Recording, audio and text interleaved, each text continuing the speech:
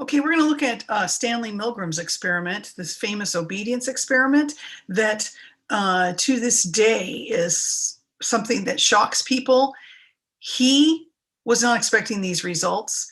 He was concerned about why people obeyed Hitler. And so he wanted to see if he could create a situation where people were asked to do something that was obviously really bad.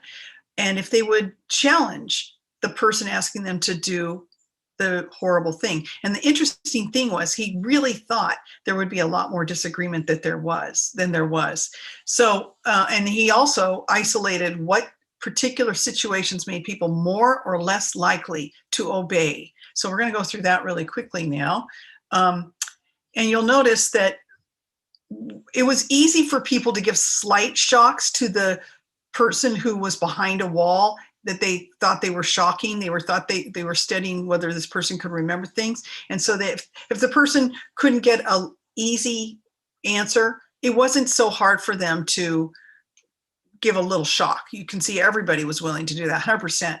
But as the amount of shock increased and they thought that they were potentially hurting this person, possibly even killing this person, the amount of people who cooperated went down. But it never went, look at this, 60, like 2/3 of people gave the maximum shocks. And the maximum shock, they were told, could kill the person on the other side of the wall, the person who was doing the memory tests.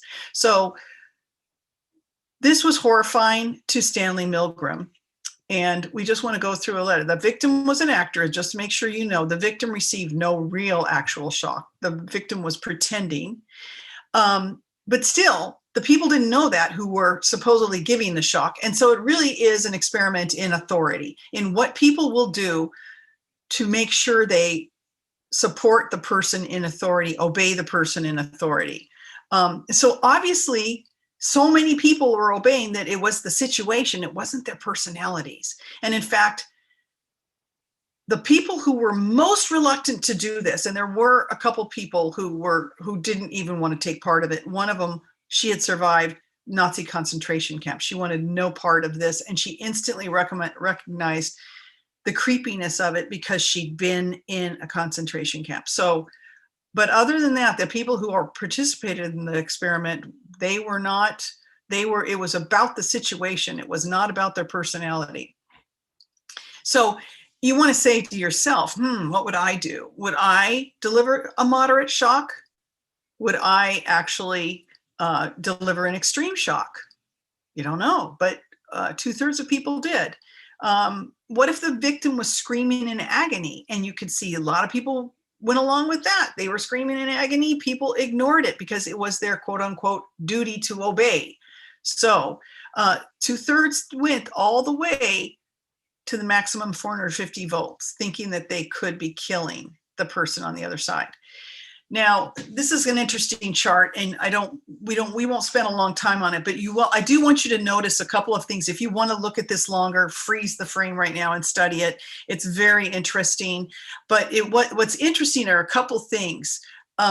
If people are less likely to cooperate, if you look at number 5, if other people rebel against the authority figure. So if you see other people saying, I'm not doing this, then you're much more likely not to do it. So brave people are important. If the person is more remote, you can't see him, you're a little less likely to do the thing. But if you can touch them, you're more likely to, if they're like right behind you, you're more likely to do it. And then if they're really close to you, number 9, you get even more likely to do it.